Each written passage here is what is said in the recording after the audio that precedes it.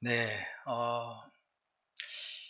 오늘 읽은 말씀은 제가 청년 때 헌신을 하게 된 계기입니다. 이 말씀이 그 하나님의 비전이라고도 하죠. 언젠가 수많은 민족과 족속과 백성과 방언에서 아무라도 능히 셀 수 없는 허다한 무리가 흰옷을 입고 손에 종려가지를 들고 주님 앞에 나와 어린 양 찬양을 하는 그 정말 감격스럽고도 위대한 그 장면을 묘사한 그런 말씀입니다. 그런데 이 말씀을 제가 듣고 또 제가 한참 신학교에 다니면서 또 선교단체에서 훈련을 받을 때 여러 강사님들을 통해서 이 메시지가 선포되어졌습니다. 그러면서 그때 외쳐졌던 그 메시지의 가장 핵심이 뭐였냐면 과격한 헌신이었거든요. 하나님의 비전, 이 땅 가운데 이 날 어린 양의 혼인잔치 가운데 정말 누구라도 셀 수 없는 허다한 무리가 나올 수 있도록 우리가 헌신해야 되지 않겠느냐. 여러분들이 하나님의 그 거룩한 비전을 가지고 열방으로 나가야 되지 않겠느냐. 과격하게 헌신하는 자들을 통해서 하나님은 또 그 땅 가운데 놀라운 일을 이루신다라는 그 메시지가 제 심장 가운데 그대로 꽂혀버렸던 것이죠. 그래서 이 말씀을 붙들고 개수에서 선교단체에서 훈련을 받으면서 그렇게 선교지를 준비하고 또한 선교지를 나가게 되었습니다. 그래서 방글라데시에서만 만 13년을 사역을 했습니다. 그리고 제가 개수에서 말씀을 또 나눴듯이 저희가 13년 사역을 하고 하나님께서 새로운 사역의 준비를 위해서 저희를 캐나다로 옮기셨고 캐나다에서 정말 힘들게 공부를 했습니다. 저와 제 아내가 거의 한 4년을 공부를 했거든요. 저는 거기서 MDB 과정을 공부하고 제 아내는 교육학 과정, 석사 과정을 했습니다. 그래서 공부를 하면서 이제 학비가 워낙 비싸기 때문에 그런 계속해서 일을 하면서 이제 공부를 했습니다. 일을 하면서 저는 페인트 칠을 주로 했죠. 같이 식당에서 식당 일도 하고 또 저는 또 페인트 칠도 하면서 학비를 마련하고 그런 식으로 공부를 했습니다. 공부를 하고 이제 마쳤습니다. 마치고 이제 드디어 이제 나갈 준비가 된 거죠. 졸업을 하면서 이제 나갈 준비가 돼서 캐나다의 모든 짐들을 다 정리를 했었습니다. 모든 짐들을 정리를 하고 그러던 과정 가운데서 이제 코로나가 이제 닥치게 된 것이었죠. 그래서 선교단체랑 파송 모든 절차를 다 마치고 저희가 중동으로 나가려고 다음 스텝으로 중동으로 나가려고 준비를 하던 과정 가운데 코로나가 오게 되었고 그러면서 이제 나라를 몇 군데를 바꾸게 되었습니다. 나라를 처음에는 이제 레스보스 섬이라는 섬이 있는데요. 그 섬에는 유럽 최대의 그리스에 속한 섬이지만 터키 바로 앞바다에 있는 섬입니다. 그래서 유럽 최대의 난민 캠프가 있는 섬이에요. 그래서 그 섬에는 구명조끼로 피라미드 산이 쌓일 정도로 수많은 난민들이 죽음을 무릅쓰고 해협을 건너는 그런 지역이었거든요. 거기로 이제 들어가려고 준비를 하다가 이제 코로나 때문에 거기가 닫혀버렸습니다. 닫히게 되었고 들어갈 수 없는 상황이 되었죠. 그리고 이제 나라를 바꿔서 그럼 레바논으로 들어가자. 그러는 과정 가운데 또 레바논도 닫히게 되고 또 레바논 닫힌 상황에서 또 레바논에 폭발 사고가 일어났지 않습니까? 만약에 저희가 들어갔으면은 아마 그 지역에 저희가 집을 얻었을 것 같은데 어쨌든 그런 사고가 일어났고 그 다음에 또 선교단체에서 요르단으로 옮기자. 그럼 너희들이 지금 계속 나가려고 하는 마음이 있기 때문에 요르단으로 옮기자. 그래서 요르단으로 또 수정을 했습니다. 그런데 거기에 있던 베이스도 문을 닫게 되죠. 차츰 문을 닫게 되는. 그러면 이제 아프리카 쪽, 니제르 쪽으로 한번 가보자. 그래서 니제르 쪽으로 다시 이제 또 저희가 준비하는 과정에 또 닫히게 되는 그런 상황들이 계속해서 있었습니다. 그래 쉽지 않았죠. 그래서 이제는 공부를 다 마쳤고 이제 모든 짐들도 다 처분해가지고 이제 나가려고 하는 와중에 그런 일들이 계속 생기는 상황에서 다시 학교에 그 100년 된 그 아파트가 있습니다. 그 아파트로 다시 짐을 싸들고 들어가야 되는 그런 상황에서 참 하나님 앞에 많은 기도를 했었습니다. 하나님, 저희가 지금 이제까지 헌신해 왔고 이렇게 달려왔는데 이제 한 스텝을 마치고 또 새로운 그 땅으로 이제 가려고 하는 과정 가운데 왜 계속해서 이런 일이 닥치는 것입니까? 이제 그런 기도가 나오는 것이죠. 그러면서 마음도 많이 힘들었습니다. 그러면서 이제 또 저희가 생활비가 많이 쪼들린 그런 상황이기 때문에 그러면서 계속 또 다시 일을 시작해야 되는 그런 상황이 되면서 그러면서 저 건강에 이제 적신호가 켜지게 되었던 것이죠. 장파열이 일어나게 되고 막 그러면서 몸이 급속도로 이제 쇠약해지는 그런 상황까지 가서 아마 스트레스가 요인이었던 것 같아요. 그래서 그런 상황 가운데서 주위에 있는 다른 선교사님들과 그 다른 동료 사역자 분들은 계속해서 저희들을 타일렀습니다. 왜 자꾸 굳이 이런 상황 가운데서 나가려고 하느냐? 하나님께서 너희들을 캐나다 땅 가운데 두신 이유가 있지 않겠느냐? 왜냐하면 캐나다 땅 가운데도 수많은 원주민들이 있습니다. 여러분들 인디언이라고 들어보셨지 않습니까? 수많은 원주민들이 있습니다. 그런데 이 원주민들의 가정이 완전히 파괴되어 있습니다. 그래서 완전히 파괴되어 있고 술과 마약 중독과 성 중독과 가정 폭력과 여러 가지 이유로 완전 파괴되어 있는데 그들은 원주민 보호구역이라는 곳에서만 살 수 있습니다. 만약에 거기서 나오면은 정부의 지원도 없고요. 그 원주민 보호구역 안에서 살 때는 정부의 지원을 받고 살 수 있습니다. 그런데 특이한 점은 원주민 보호구역마다 큰 카지노들이 있다는 거죠. 그래서 도박을 하게 하고 마약을 하게 하고 술을 먹게 하고 그래서 원주민 보호구역 안에 청소년 자살률이 엄청나게 높습니다.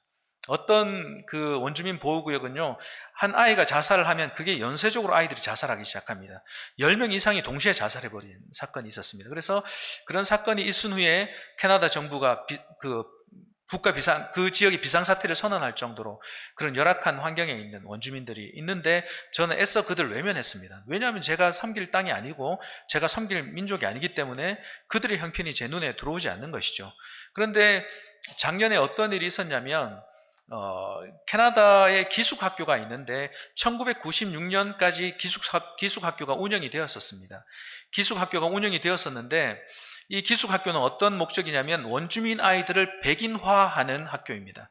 그래서 아주 조그만 아이들 5살부터 원주민 아이들을 다 강제로 데리고 와서 그 학교에 기숙학교에서 쭉 살게 하면서 백인화 교육을 시키는 거죠. 그래서 원주민 말도 못 쓰게 하고 원주민 문화를 완전히 말살시키는 그런 정책이 96년도까지 있었습니다.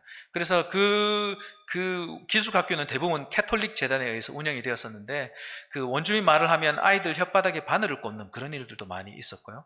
그러면서 폭력과 여러 가지 일들이 많았는데 작년에 원주민 기숙학교가 있었던 그 터를 좀 용도 변경하는 과정 가운데서 어린 아이들이 뼈가 막 나오기 시작하는 것이었습니다. 그래가지고 대대적으로 캐나다 전국에 있는 그 모든 그 기숙학교 터를 다 발굴하기 시작했습니다. 발굴했는데 가장 많은 뼈가 발굴된 지역은 아이들의 뼈가 500구가 넘게 발견이 되었습니다. 그러니까 수많은 아이들이 강제로 부모님과 떨어져서 와서 죽었던 거죠. 죽어서 그 아이들을 그냥 불법으로 파묻었던 그런 역사들이 드러나면서 원주민 문제가 더 이슈화됐던 그런 사건인데요. 그런데 그 원주민들을 향한 그 사역을 함에 있어서 백인들은 원주민들을 향해 나아갈 수가 없습니다. 왜냐하면 이제까지 죽이고 핍박했던 주 종교이기 때문에 백인들에 대한 원망과 또 원한이 사무쳐 있기 때문에 백인들이 접근하는 것을 허용하지 않습니다. 그런데 한국인들에 대해서는 호의적이에요. 또 같이 비슷하게 생기기도 했고 또 우리가 같은 조상을 두고 있다 이런 얘기들도 그들은 하거든요. 그러면서 이제 원주민 선교사님들, 원주민 사역하시는 선교사님들 안에 뭐라고 말씀하시냐면 원주민들은 사실은 한국인에게 주셨다 하나님이 마지막 때에 하나님께서 주신 민족이다 이런 말씀을 하실 정도로 원주민들 사역이 많이 필요한데 사실 저는 그 원주민들이 눈에 들어오지 않았던 것이죠. 왜냐하면 제가 캐나다 땅에 낳는다라는 것 자체가 허용이 안 되는 것입니다. 허용이 안 되는 것이었죠. 나는 힘든 지역에서 사역했던 선교사고 그리고 힘든 지역을 나가야 돼. 중동으로 나갈 거고 거기서 난민들 사역을 할 거야. 왜냐하면 그렇게 계속해서 기도해왔고 하나님이 또 마음을 주셨기 때문에 난 그렇게 할 거야 라는 그런 생각이 너무 강했던 것이죠. 그런데 하나님께서 캐나다에서 생활하는 과정 가운데 노아라는 그 인물에 대해서 하나님께서 보게 하셨습니다. 창세기 6장에 보면 노아가 어떤 사람이었냐면요. 창세기 6장 9절에 보면 이것이 노아의 조건이라. 노아는 의인이요 당대 완전한 자라. 그는 하나님과 동행하였다라고 기록을 하고 있습니다. 우리가 생각하는 노아는 어떤 사람입니까? 노아는 어떤 사람이죠? 방주를 만든 사람이지 않습니까? 맞죠? 그 홍수로 인한 그 심판에서 그 구원을 일으키는 그 방주를 만들었던, 방주를 만든 사람을 우리가 기억하기 쉽습니다. 그런데요, 하나님께서 기억하신 노아는 어떤 사람이냐면 방주를 만들었던 그 사람보다도 하나님이 기억하시는 사람은 하나님과 동행하였던 사람이다 라고 말씀하시는 것이죠. 그래서 히브리서 11장에 보면요, 이렇게 말씀하십니다. 11장 7절에 믿음으로 노아는 아직 보이지 않는 일에 경고하심을 받아 경외함으로 방주를 준비하여 그 집을 구원하였으니 이로 말미암아 세상을 정죄하고 믿음을 따르는 의의 상속자가 되었느니라.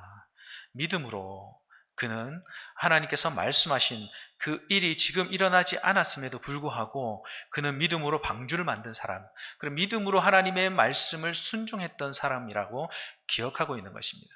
근데 우리가 살아가면서 많은 경우에 이렇게 생각하죠. 저도 마찬가지였습니다. 하나님 앞에 어떤 이벤트를 하고 싶은 그런 마음이 많았던 것이죠. 뭔가를 이루어 드리고 싶고, 제가 요한계시록 그 7장의 말씀을 받았던 것처럼 마지막 날에 그 모이는 그 수많은 백성 민족이 모이는 그 땅 가운데 제가 전도한 많은 사람들이 거기 왔으면 좋겠고, 어떤 프로젝트를 일으켜서 어떤 수많은 사람들이 예수님을 믿었으면 좋겠고, 이런 사역, 그런 이벤트에 집중되어져 있는 저를 발견하게 하신 것입니다. 그래서 하나님과 동행하고 하나님 말씀을 듣고 순종하고 한 걸음 한 걸음 나아가는 것보다도 제 마음이 조급했던 이유가 뭔가를 이루고 싶은, 더 늦어지기 전에, 더 시간이 가기 전에 뭔가를 이루고 싶은 그 마음이 더 강했던 제 모습을 하나님께서 보여주시더라고요. 그래서 하나님께서 그런 모습을 드러내시면서 저를 하나하나 다듬어 가셨습니다. 다듬어 가시고 깨뜨려 가시고 그러는 과정 가운데요, 선교사가 현지에 나가서 또 열심히 수고하고 일으키는 그런 사역이다, 이렇게 생각하지 않습니까? 그런데 하나님께서 예전에 사역했던 그 방글라데시 사역은 이미 현지인 리더십들한테 다 위임을 해서 그 형제들이 하고 있습니다. 그런데 또 새로 이전에 사역을 같이 했던, 오랜 시간 제자 양육했던 그 형제랑 이제 온라인으로, 지금은 이제 다른 사역에서, 그때는 다른 사역에서 사역을 하던 형제였는데 같이 기도하고 같이 또 모임을 온라인으로 줌으로 모임을 가지던 그때에 하나님께서 우리 둘에게 동시에 같은 마음을 주시는 거예요. 새로운 사역을 시작할 때가 되었다라는 마음을 주시는 것이었습니다. 그러면서 이제 그 형제와 함께 사역을 일으키기 시작하는데, 사실은 제가 일으킨 건 아니죠. 하나님의 때에 하나님께서 현지인들로 하여금 그 마음을 주셨고, 그들이 이미 그 일을 위해서 싸우고 있는 것을 보게 하셨던 것입니다. 제가 한 일은 그저 옆에서 들어주고 기도해주고 지원해주고 동력해주는 그 일밖에 없었다라는 것이죠. 그러면서 하나님께서 하나님의 일들을 세워가시는구나 라는 것을 참 많이 보게 되는 그런 시간이었습니다. 그래서 온라인으로 계속 이제 사역을 진행했죠. 그러면서 사역을 진행하고, 방글라데시에 있을 때는 저희 사역을 정부에 등록하고 막 그런 일들은 하지는 못했거든요. 그런데 오히려 제가 멀리 떨어져서 함께 기도하고 사역하는 과정 가운데 저희 사역이 방글라데시에 정식으로 등록이 되어지고, 또 저희가 정식으로 교회를 개척하게 되는 그런 일들까지 일어나게 된 것입니다. 그래서 선교사가 현지에 있고 없고를 떠나서 그 모든 일들을 하나님께서 행하시는구나, 하나님의 때에. 그저 제가 해야 할 일은 하나님의 때에 내 자신을 드리는 것이다 라는 것을 다시 한 번 더 깨닫게 되었던 것이죠. 제가 가지고 있었던 고정관념, 제가 가지고 있었던 생각, 이것은 이렇게 되어야 해라고 했던 것을 하나님께서 다른 시각으로 보게 하셨던 것입니다. 사역은 네가 주인이 아니라 내가 주인이라는 것이죠. 하나님께서 사역을 개척하시고 하나님께서 그 사역을 진행해 가신다라는 사실을 하나님께서 보게 하셨습니다. 그래서 이 사역이 시작되면서 다시 한 번 더 이제 미디어 사역을 진행하게 됐거든요. 그러면서 이제 무슬림들 전도 사역을 저희가 다시 한 번 더 시작하게 되었습니다. 그래서 영상물들을 제작하고, 또 그 영상물들을 보고 연락 온 무슬림들, 그 관심자들이죠. 관심자들을 또 이미 회심한 저희 형제들이 있습니다. 이슬람에서 돌아온 형제들과 연결해서 카운셀링을 받게 합니다. 상담을 받게 하고 상담하는 과정 가운데 또 성경 공부가 들어가게 되고 그리고 안전하다고 생각했을 때 저희가 오프라인 모임을 합니다. 그래서 대면해서 모임을 가지게 되는 것이죠. 그래서 대면해서 모임을 가지고 복음을 증가하는 그러한 과정을 그런 사역을 지금 다시 시작을 하게 되었습니다. 그런 과정 가운데 하나님께서 참 귀한 열매를 허락하셨어요. 참 귀한 열매를 허락하신 게 뭐냐면 오늘 아까 이제 좀 전에 영상에서도 보셨듯이 M 형제, 제가 본명은 밝히지 않겠습니다. M 형제의 회심입니다. 이 형제는 방글라데시 상위 1% 출신이거든요. 그래서 이 형제 그 친척 중에 방글라데시 현직 장관이 계시고 또 삼촌은 방글라데시 특수경찰 총장입니다. 특수경찰은 어떤 임무를 가지고 있냐면 테러리스트를 처분하고 그래서 즉결 사형권이 있는 사람들입니다. 그래서 정부에서는 이 특수경찰을 이용해서 상대편을 제거하는 용도로도 많이 쓰기도 하는 좀 무서운 사람들이에요. 검은 두건 쓰고 검은 선글라스 끼고 온 검은 제복을 입고 진짜 실탄 장착된 총을 들고 이제 다니는 사람들이거든요. 이 사람들이 제가 방글라데시를 있을 때 저희 집에 한번 들이닥친 적이 있었습니다. 밤 11시에. 총을 다 들고 이제 저희 집에 밤 11시에 꽝꽝꽝 두드리며 들어오는 거예요. 그러면서 드디어 올 때가 왔구나 그랬던 경험이 있는데 사실은 저를 잡으러 온 게 아니라 저희 집 밑에 사람이었는데 주소를 잘못 알고 저희 집을 두드렸더라고 그때 진짜 긴장하고 막 두려워했던 왜냐하면 그 사람들은 잡아서 끌고 가면은 소리 소문 없이 어떻게 해버리는 그런 사람들이기 때문에 그랬던 경험이 있는 그 단체의 수장이 이 형제의 삼촌이에요. 그래서 또 이슬람 집안이고요. 한 10년을 같이 교제를 했습니다. 10년을 교제를 하고 또 저희 사역에 항상 같이 왔었어요. 이 형제는 이슬람에 대한 충성도가 떨어지는 형제였습니다. 좀 세속화된 무슬림? 그런 사람이었거든요. 그래서 연기자가 되고 싶어 하고, 근데 집안에서는 반대하고, 그래서 저희 사역에 계속해서 연기를 해왔던 그런 형제입니다. 그래서 저희가 컨퍼런스나 수련회 같은 걸 할 때도 항상 같이 왔었는데 한 번도 예수님을 영접하지는 않았어요. 예수님을 믿겠다라고 하지 않았습니다. 예수님은 좋으신 분이시지 그까지가 이 형제의 한계였습니다. 그런데 작년에 같이 이제 말씀을 나누고 함께 기도하던 중에 이 형제가 예수님을 믿고 싶다라고 하는 거예요. 예수님을 믿고 싶다. 그래서 더 성경 공부를 하게 되었습니다. 성경 공부를 하게 되고 예수님을 알려주고 구체적으로 이제 그 과정을 밟게 되었던 것이죠.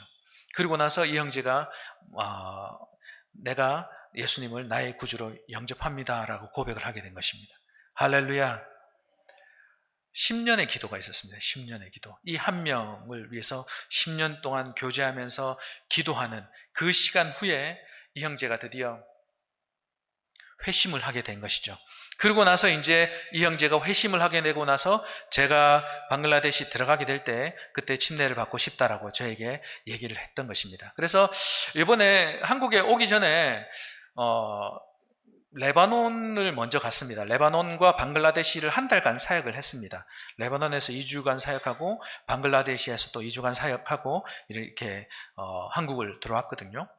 그러면서 이제 레바논 사역을 마치고 방글라데시 들어갔을 때 또 이 형제를 만나서 침례를 받는 것에 대해서 교육을 하고, 그런데 이 형제에게 침례를 베푸는 거 원래 강에 가서 이제 침례를 베풀려고 했었는데 보안 때문에 그게 안 되는 거예요. 만약에 이 형제가 회심해서 침례를 받았다라는 소문이 들려지게 될 경우에 저희 사역자들 전체가 위험해지는 상황인 거예요. 다 끌려가게 생기는 그런 상황이죠. 실제로 2012년에 저희 사역에 이슬람에서 회심한 형제가 한 명 있었는데 이슬람 이맘 출신이었습니다. 이슬람 이맘이라는 것은 이슬람 선생입니다. 이슬람 이제 모스크에서 꾸란을 가르치는 그런 선생이었거든요. 이 형제가 회심을 했습니다. 회심을 해서 이제 저희 사역에 조인하게 되는 그런 일이 있었는데 집안의 반대가 극심했습니다. 집안의 반대가 극심했고, 그런데 정말 이 형제에게 주신 하나님의 은사가 정말 탁월했어요. 그 꾸란을 가지고 이제 사용해서 이들에게 복음을 증거하는, 꾸란에서 이제 성경을, 꾸란을 이용해서, 꾸란을 매개체로 해서 성경으로 연결해서 복음을 전하는 데 있어서 탁월한 재능을 지닌, 은사를 가진 그런 형제였거든요. 또 두려움도 전혀 없었고 담대하게. 그래서 이 형제가 회심했을 때 이 형제의 그 형님들이죠. 형님들이 이 형제를 잡아가서 기둥에 쇠사슬로 묶고 일주일간 폭행하는 그런 일들도 있었고, 다시 이제 회심하라고, 다시 이슬람으로 돌아오라고 그런 일들이 많이 겪었었는데 끝까지 믿음을 지켰던 그런 형제인데, 저는 아직도 이건 하나님 앞에 제가 좀 여쭤봐야 될 일이긴 한데, 이 형제가 교회를 가다가 교통사고로 사망을 했습니다. 그래서 그때 이제 이 형제의 그 형님들이죠, 그 아주 강경파 무슬림들이었거든요.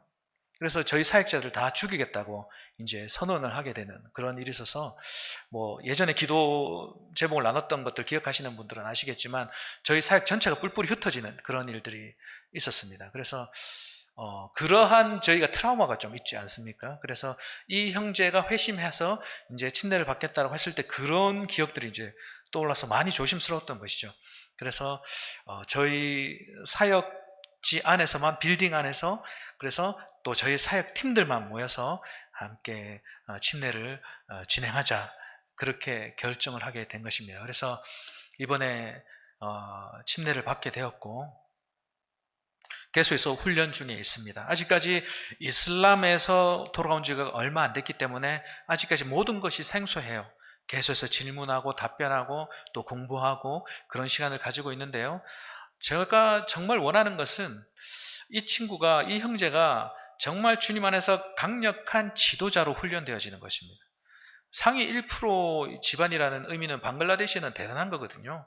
그래서 정말 말에 힘이 있고 또 그 위치의 포지션에서 나오는 그 힘이 있는 형제이기 때문에, 그렇지만 지금은 집안의 위협들로 인해서 많이 위험해질 수 있는 상황이라서 공개적으로 믿음을 고백하기는 힘든 과정입니다. 그렇지만 그 하나님의 때에 공개적으로 믿음을 고백하게 되고 또 하나님의 귀한 일꾼으로 사용되어지기를 간절히 원하는 기도 제목이 있습니다. 그래서 이 형제를 위해서 기도해 주셨으면 좋겠어요. 그래서 사도 바울과 같이 방글라데시 땅 가운데 귀한 하나님의 사역자로 설 수 있도록 기도해 주셨으면 좋겠습니다. 그래서 특별히 이번에 방글라데시에 또 갔을 때 저희 사역자 한 명이 불가촉 천민 지역에서 사역을 시작했습니다. 불가촉 천민이라고 하는 것은 천민이죠. 불가촉을 떼버리면 천민인데, 불가촉은 뭐냐면 접촉할 수 없을 만큼 낮은 신분의 사람들입니다. 그래서 영어로는 untouchable people이라고 하거든요. 그래서 만져지지도 않는, 그래서 카스트 제도권 밖에 있는, 그래서 인간 이하의 대접을 받는 그런 사람들이 오늘날에도 존재합니다. 그래서 이 사람들은 성씨가 없어요. 성씨가 없었는데 처음으로 이 사람들에게 성씨를 준 사람이 마하트마 간디입니다. 간디가 이 불가촉 천민 그룹에게 성씨를 지어줬는데 그 성씨 이름이 호리즌이에요. 호리즌. 호리즌인데 그 호리즌이라는 그 의미가요, 하나님의 사람들이라는 뜻입니다. 하나님의 사람들. 그런데 그 하나님의 사람들이라는 의미의 성씨를 받았음에도 불구하고 여전한 차별 가운데 있는 사람들이죠. 그래서 이 사람들은 자기들이 정해진 그 구역 안에서 살아갑니다. 집을 크게 지을 수도 없어요. 조그만 집에서 많은 가족들이 모여서 사는데 그 안에서 살아가고, 이 사람들의 직업은 다른 직업을 가질 수가 없어요. 쓰레기를 처분한다든지, 가죽, 그 이슬람 문화이기 때문에 소를 많이 죽이지 않습니까? 이슬람 문화에서. 그래서 그 가죽을 처리하는 그런 일들만을 할 수 있는 그런 사람들이에요. 얼마 전까지만 해도 투표권이 없었습니다. 그리고 이제 투표권이 생긴 지가 얼마 안 됐어요. 주민등록을 주기 시작한 지가 불과 몇 년 되지 않았습니다. 학교에도 애들을 보낼 수 없었고, 그리고 지금 또 일반 식당에는 들어갈 수가 없어요. 자기 스스로도 들어가진 않지만 밖에 길거리에 식당에 들어갔을 때 이 사람들이 딱 보면 눈에 띄거든요. 그러면은 엄청나게 얻어맞는 거죠. 두드러 맞고. 그리고 이 일반 사람들은 이 불가촉 천민들이 사는 그 지역 자체에 들어가지도 않을 뿐더러 길 가다가 살짝 스치기라도 하면 집에 가서 목욕을 합니다. 부정해진 거죠. 그런 사람들. 그런데 이 사람들의 종교는 힌두교입니다. 힌두교. 그래서 힌두교가 숙명론을 믿지 않습니까? 강한 숙명론. 이렇게 태어났기에 이것은 자기가 이전 생에서 뿌린 씨앗이기 때문에 이대로 살아야 된다는 거죠. 절대 복종하고 거기에 그냥 머물러서 살아가는 그런 숙명론 가운데 살아가는 사람들인데요. 그래서 자기들 스스로가 자기들은 저주받은 민족이고 자기들은 가치가 없다라고 생각을 하게 되는 것입니다. 그럼 그것은 마치 고대 종교에서 가르치던 것과 마찬가지죠. 고대 사회에도 왕족이나 특별한 사람들은 그 신의 형상으로 지음받았다든지 뭐 존귀한 족속이고, 그리고 그 나머지 사람들은 비천하게 지음받았고 저주받은 족속이다. 이런 가르침이 계속해서 있었지 않습니까? 그런데 창세기에서 처음부터 외치는 하나님께서 주신 메시지는 뭐냐면, 하나님께서 남자와 여자를 창조하시되 자기의 형상대로 지으셨다는 것이죠. 할렐루야. 우리는 모두가 남자든 여자든 부자든 가난한 자든 성경에서 강력하게 외치는 것은 우리 모두가 하나님의 존귀한 자녀라는 것입니다. 우리 모두는 하나님의 형상이라는 것이죠. 그것이 하나님께서 말씀하시는 성경적인 세계관인 것입니다. 그런데 이 사람들은 아직까지도 이 21세기를 살아가는 이 시대, 이 지금 현대를 살아가는 이 시대에도 자기는 저주받은 민족이고 자기는 천민이고 자기는 이곳을 벗어날 수 없는 그런 족속이다라는 그런 믿음, 그런 신념, 잘못된 신념이죠. 거짓된 신념, 사단이 심어주는 그 거짓된 신념에 붙잡힌 채로 노예 생활을 하고 있는 것입니다. 그것을 가르치는 데 있어서 힌두교가 또 크게 역할을 하고 있는 것이죠.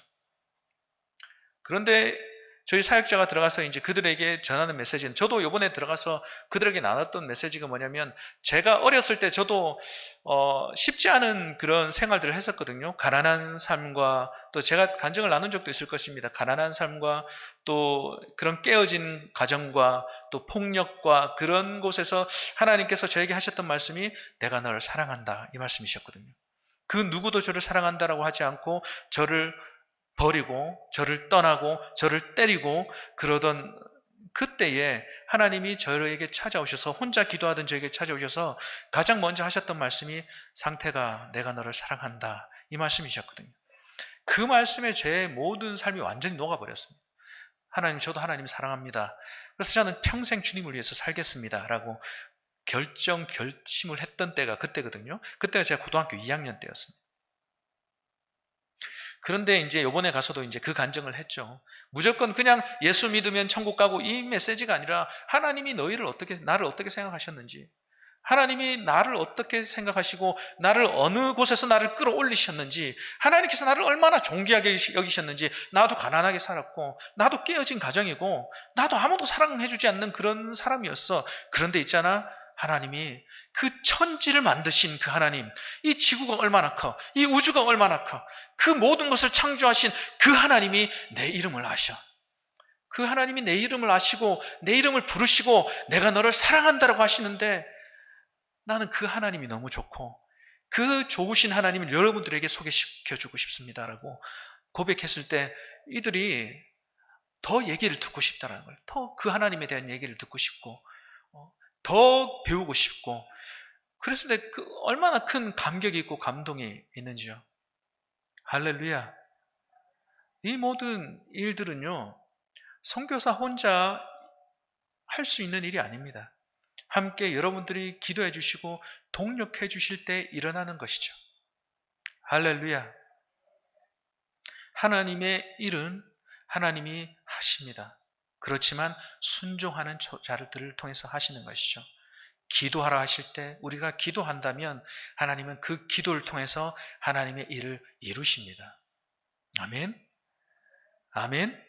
그 기도를 통해서 현지에 있는 선교사들이 힘을 내게 되고 또 사역의 기회를 얻게 되고 그 사역들을 진행해 나갈 수가 있다라는 것이죠. 할렐루야. 그래서 방글라데시 사역이 이제 이렇게 진행되고 있고요. 또 이번에 새로 저희 사역에 조인하게 된 두 사람이 있습니다. 부부인데요. 이 형제 자매가 신학 공부를 하기로 결정을 했습니다. 그래서 이제 올 9월 달부터 신학교에 들어가서 다시 신학을 공부하게 되고 또 교회 사역을 맡게 될 것입니다. 그리고 또 미디어 사역은 미디어 사역대로 계속해서 진행해 나갈 것이고, 그래서 이번에 저희 사역 현지인 리더 형제가 줄리안 형제인데, 정말 신실하게 잘 사역을 감당해 주고 있습니다. 그래서 이 형제가 또 사역이 또 미국 쪽으로도 연결이 되어서 미국 쪽에서도 저희 사역의 장비, 카메라라든지 그런 장비를 다 지원해 주기로 하셨어요. 그래서 14,000불에 대한 해당되는 그 지원금이 들어와서 또 카메라도 사고 또 이런저런 장비들을 마련하게 되었습니다. 그래서 사역이 좀 더 전문적으로 일어서게 되고 또 계속해서 그런 퀄리티가 있는 그런 영상물들을 통해서 계속해서 하나님 나라, 하나님 복음을 전할 수 있는 그런 사역이 될 수 있도록 계속해서 함께 기도해 주셨으면 좋겠어요. 또 우리 또 영광교회는 또 기도하시는 교회시지 않습니까? 찬양할 때도 정말 뜨겁고, 저는 한국에 들어왔을 때 또 여러 교회들을 방문하는데 이 영광교회만큼 찬양이 뜨거운 교회는 많이 없는 것 같아요. 정말 찬양이 뜨겁고 하나님의 임재하심이 강력하게 있는 이 교회, 또 우리 성도님들이 기도해 주실 때 하나님의 나라는 계속해서 확장되어질 줄로 믿습니다. 아멘. 하나님의 나라는, 예수님께서 말씀하신 하나님의 나라는 예수님 메시지의 핵심이었습니다. 예수님의 메시지의 핵심은 바로 하나님 나라였습니다. 그 예수님께서 말씀하신 그 하나님 나라는 어떤 나라인가요? 어떤 경계선이 있는, 어떤 멈춰져 있는 그런 나라인가요? 그렇지 않습니다. 하나님의 나라는요, 예수님께서 말씀하신 하나님의 나라는요, 하나님의 통치가 임하는 나라입니다. 역동적인 나라고 계속해서 확장하는 나라입니다. 아멘. 그 나라는 계속해서 확장되어질 것입니다. 그 나라는 끊임없이 확장되어질 것입니다. 예수님께서 이 땅 가운데 세워놓으신 교회들을 통해서 하나님께서는 그 나라를 계속해서 확장시켜 나가실 것입니다. 그래서 이 교회의 기도, 교회의 선교에 대한 헌신, 교회의 선교에 대한 지원과 협력, 그 일을 통해서 하나님의 나라를 계속해서 확장시키실 것인데요, 그 확장되어진 하나님의 나라가 요한계시록 7장에서 드디어 눈으로 볼 수 있는 그 나라로 임하지 않습니까? 각 나라와 족속과 백성과 방언에서 누구라도 셀 수 없는 허다한 무리가 대한민국 이 마산 땅뿐만 아니라, 대한민국뿐만 아니라 방글라데시 땅 가운데서, 방글라데시의 그 소수민족들 가운데서, 방글라데시의 무슬림들 가운데서, 방글라데시에 있는 그 불가촉 천민들 가운데서 누구라도 셀 수 없는 허다한 무리가 주님 앞에 나와서 흰 옷을 입고 손에 종려가지를 들고 주님 앞에 어린 양의 노래를 외치는 그 현장 가운데 우리가 함께 서기를 원한다는 것이죠. 아멘. 그 현장에 섰을 때 우리가 아는 사람들만 서 있다라면 얼마나 안타깝겠습니까? 우리가 기도했던 그 땅의 그 민족들, 그들이 수도 없는 허다한 무리가 주님 앞에 나와서 주님을 외치게 되는 그날을 사모한다는 것이죠. 그래서 저도 계속해서 그날을 꿈꾸면서 계속해서 어떠한 이벤트가 아니라 하나님께서 일으키시는, 하나님께서 행하시는 그 일들 가운데 저도 한 파트가 되어서 계속해서 동행하기를 원합니다. 아멘. 그래서 지금은 솔직히 계속해서 여러 가지 어려운 상황 가운데서 하나님께서 방글라데시 사역을 일으키시고 또 하나님께서 어떻게 이끄실지는 모르겠습니다. 그렇지만 지금 최근 들어 하나님께서 보여주시는 것은 원주민들에 대해서도 보여주고 계시다는 것이죠. 그래서 솔직히 제가 그 팬데믹이 있는 동안 원주민들을 접촉하려고 했는데 원주민들 접촉 자체가 금지되어 있었습니다. 원주민들 보호구역 자체에 외부인들 자체가 들어가는 것 자체가 허락이 안 돼 있었어요. 최근들까지도 허락이 안 되고 있습니다. 그래서 계속해서 기도를 하고 있고 들어가려고 그런 기회들을 보고 있는 상황인 것이죠. 그래서 기도해 주셨으면 좋겠어요. 제가 하고 싶은 사역, 제가 어떤 것을 이루고 싶은 그 욕심을 따라 나서는 것이 아니라, 비록 제가 가지고 있었던 그런 두려움이 뭐냐면요, 방글라데시 선교사고 또 소위 말하는 오지에서 헌신하는 그런 선교사, 한국에서 교회에 가면요 이런 기도를 많이 하시더라고요. 오지에서 수고하시는 선교사님들, 그러니까 오지에서 사역하시는 선교사님들만 선교사인 것 같은 그런 부담감을 느끼게 되는 거죠. 그래서 사실은 도시에서 사역하시는 선교사님도 계시고, 한국 땅 가운데서 선교하시는 선교사님들도 계시고, 또 비대면으로 사역하시는 선교사님들도 계시고, 여러 다양한 종류의 사역을 하시는 선교사님들이 계십니다. 그랬을 때 제 안에 있었던 그런 두려움이 그런 것이죠. 나는 방글라데시 선교사고 그래도 힘든 지역, 누구도 가지 않는 그런 지역에 사역하는 선교사인데 캐나다에 남겨진 것만 같은, 캐나다가 좋아서 남고 있는 것만 같은 그런 것으로 보여진다라면 나는 그것이 제 자존심과 또 제가 그것을 허락하지 않는 것이었습니다. 근데 하나님께서 그것들을 하나하나 벗겨가시더라고요. 네가 하는 게 아니라 내가 하는 것이고, 네가 어디에 있는 것이 중요한 것이 아니라, 네가 노아의 방주를 만드는 것이 중요한 것이 아니라 나와 동행하는 것이 중요하다. 나와 동행함을 통해서 네가 믿음으로 나아갈 때에 그 땅 가운데서 하나님의 나라가 계속해서 확장되어질 것이다.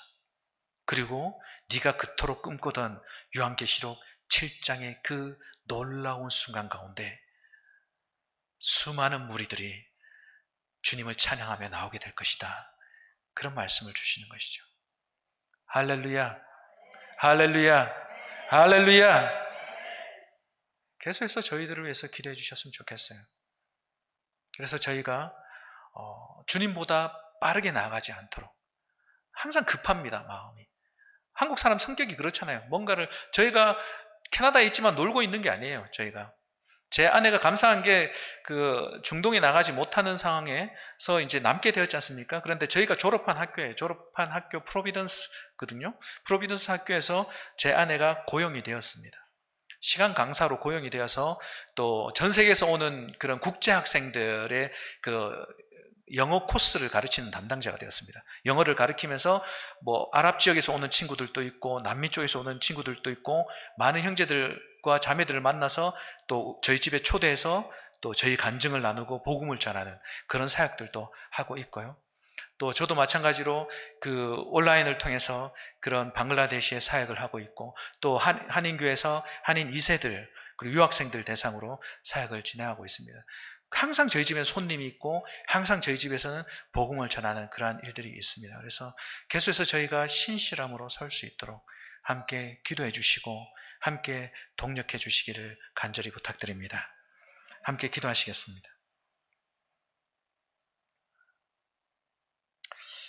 함께 기도하실 때 하나님의 거룩한 꿈, 하나님의 거룩한 비전, 각 나라와 족속과 백성과 방언에서 누구라도 셀 수 없는 허다한 무리가 손에 종려가지를 들고 나와 어린 양 앞에 서서 외쳐 가로되, 하나님, 그 현장 가운데 내가 있게 하여 주시고 내가 기도로 섬긴, 물질로 섬긴 수많은 열방의 그 형제와 자매들이 함께 서게 하여 주시옵소서.